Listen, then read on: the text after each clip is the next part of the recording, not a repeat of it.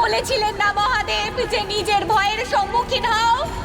আপনি বলেছিলেন না নিজের ভয়কে গ্রহণ করো? তাই আজ এই সতী তার ভয়কে গ্রহণ করছে।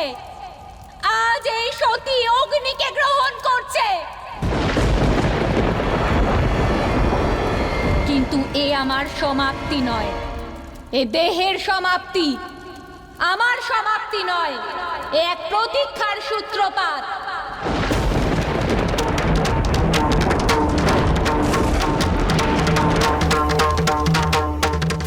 এ সেই মহাক্ষণের প্রারম্ভ যেদিন সতী মহাদেবকে পাওয়ার জন্য পুনর্বার ফিরে আসবে।